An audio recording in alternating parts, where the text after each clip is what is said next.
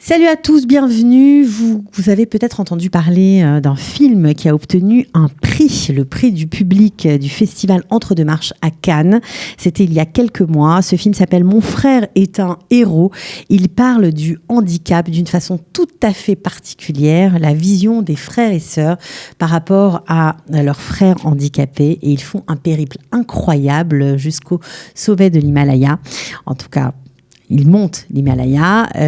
Cette projection tout à fait particulière en français aura lieu le mardi 22 octobre à 20h, voilà, à la Cinémathèque de Jérusalem. Donc si vous n'avez pas entendu parler du film, si vous ne l'avez pas vu, vraiment, allez-y, ce film va vous bouleverser. Mais ce n'est pas tout à fait l'objet de l'émission d'aujourd'hui, parce que nous avons le plaisir d'accueillir Michael Kandel, qui est depuis peu le coordinateur de l'Aliyah de la Klita, des gens qui ont un handicap, qui veulent venir en Israël, qui veulent s'intégrer ici et pour qui ce n'est pas facile. Donc restez avec nous, vous allez en savoir plus sur ce magnifique projet. De la générosité, des talents et du cœur, c'est la sauce du jour sur studioqualita.com.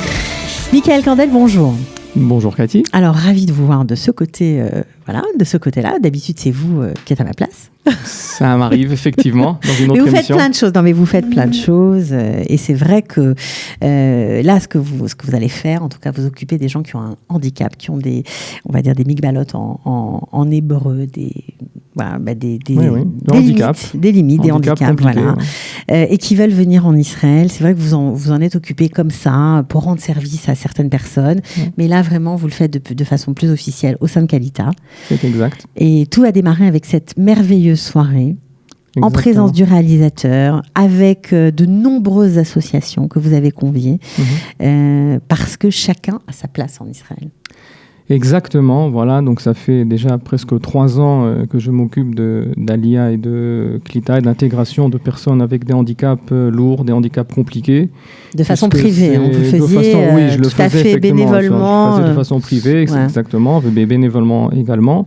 Et je suis très content que Kalita ait voulu mettre la main à la pâte dans cette histoire et donc m'a confié le rôle de coordinateur de Aliyah et d'intégration de personnes handicapées.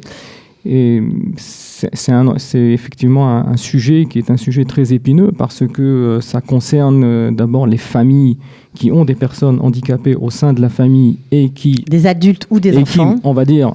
à cause d'elles, je dis entre guillemets parce que ça sonne vraiment pas bien, ne peuvent pas faire leur aliyah ou ne savent pas qu'ils ont la possibilité de venir en Israël et qu'en Israël, on a des solutions pour le handicap. Alors, il y a beaucoup d'associations qui s'occupent du handicap. On va en citer quelques-unes. Hakim Jérusalem, handicap mental. Eden, qui s'occupe d'autistes. Aurel Sarah, qui s'occupe d'handicap dans le monde haredi. Il y en a énormément. Tikva les Parkinson. Il y a même Elvin, qui s'occupe du logement, de l'emploi pour les handicapés. Les handicaps moteurs. Bon, bref, c'est vraiment... On ne se rend pas compte, mais il y a un monde entier, vraiment en Israël. C'est très, très développé. Exactement. C'est très développé en Israël. C'est aussi très différent de la France. C'est pour ça que beaucoup de familles ont peur ou sont peut-être mal renseignées en France par rapport au fait qu'ils ont cette possibilité. Ah mais c'est vrai quand on n'a pas la langue, quand on ne connaît pas le pays, on se dit en plus on va monter avec un enfant ou un adulte handicapé, ça fait un peu peur. Voilà, ça fait peur. Et il y a aussi des gens qui sont handicapés qui veulent faire leur aliyah seuls. Ça existe aussi. Et moi, j'estime, et je pense qu'on estime tous, que quelqu'un qui est en chaise roulante, c'est pas parce qu'il est en chaise roulante qu'il a eu un accident qu'il n'a pas le droit de venir habiter en Israël et qu'on doit lui fournir les aides adéquates pour qu'il puisse faire sa aliyah malgré son handicap. Alors, pourquoi vous êtes associé à Sylvie Rosenbaum qui a traduit ce très très beau film, je le répète, magnifique. On voit des frères et sœurs, donc des frères qui sont tout à fait valides, qui n'ont pas de handicap, qui accompagnent dans ce massa, dans ce trek, leurs frères ou leurs sœurs. Et c'est incroyable, les dialogues qui se nouent.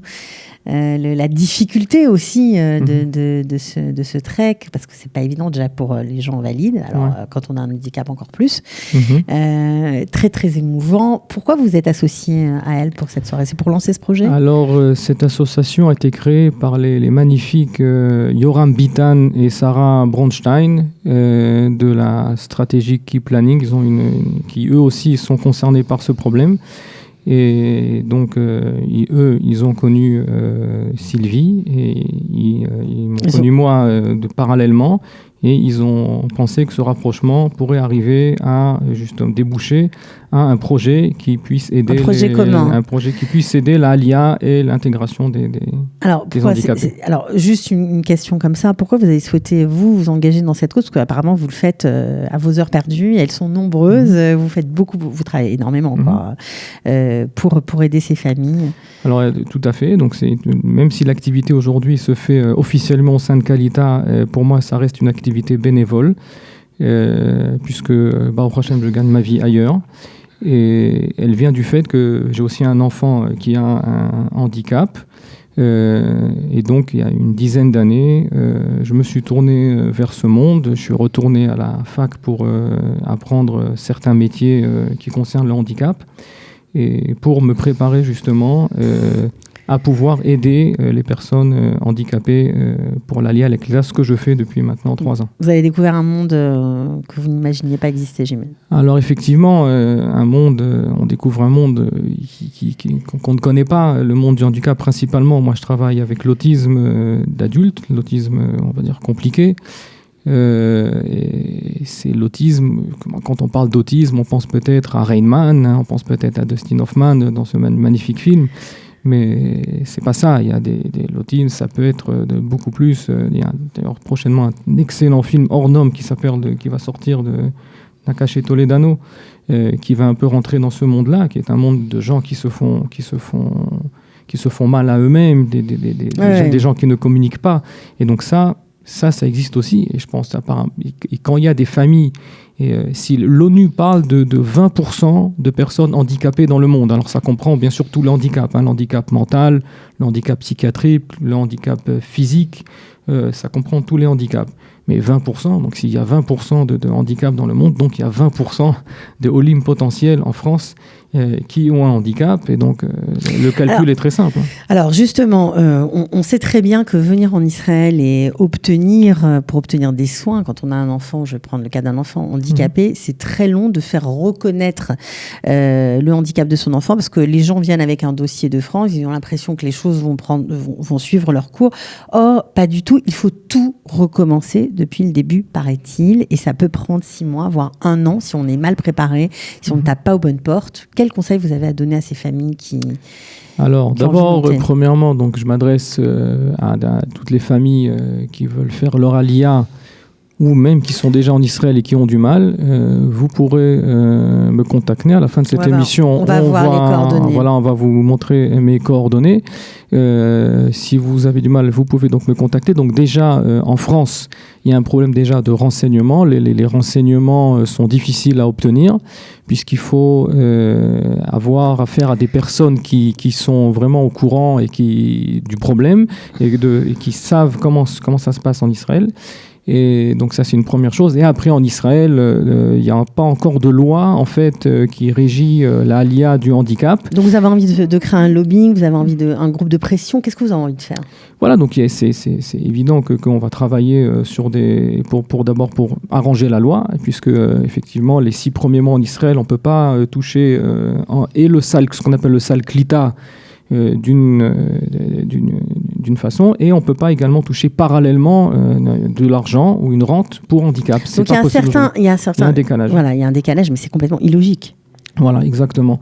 Et donc, pour revenir à cette soirée, on a eu la chance de pouvoir s'associer avec, comme vous l'avez déjà cité, des associations qui sont des associations extrêmement puissantes en Israël. Alors moi, je vais les citer, d'accord. On a, je les vois de là, donc on a OL Sarah, emmené par Judith Shved, on a Eden emmené par Alexander Hayes, Hakim Yerushalayim emmené par Ilanit Levy, Alut qui est l'organisation principale qui gère l'autisme en Israël.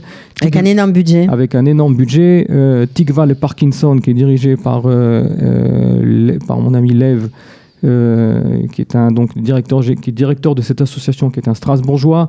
On a le Beta Galgalim qui s'occupe de handicap plutôt physique. On a Enoch qui s'occupe de handicap psychiatrique. Et on a Elvin qui est une très grande organisation qui s'occupe de logement et d'emploi pour les personnes avec handicapés. Donc, il y a de l'espoir. Il y a de l'espoir et je les remercie d'avoir donné leur accord pour s'associer à cette soirée. Et donc, par la suite, on développera avec eux ce qui sera possible. Donc, si vous avez un problème de ce type, si vous vous peut-être prévoyez de faire votre alia, si vous êtes en Israël en ce moment, puisque c'est mardi 22 octobre, donc c'est dans quelques jours. Voilà. Vraiment, assistez à cette soirée. Il y aura un débat, bien sûr. Alors, on sait qu'Israël est à la pointe dans de nombreux domaines. Une fois encore, avec ce film magnifique et ce courage de ces frères et sœurs qui prennent leur petit frère handicapé par la main, voilà. Et puis ces échanges, la souffrance des frères et sœurs qui apparaît à l'écran. On n'en parle pas beaucoup non plus, mais j'imagine que ça aussi, ça fera peut-être l'objet d'un débat pendant la soirée. Comment on gère quand on est parent, qu'on fait l'alia, qu'on gère des frères qui sont bien portants et d'autres qui le sont moins. Comment ça se passe, comment la famille, l'équilibre est préservé ou pas. Donc voilà, en plus vous aurez le plaisir de rencontrer, vous serez présent.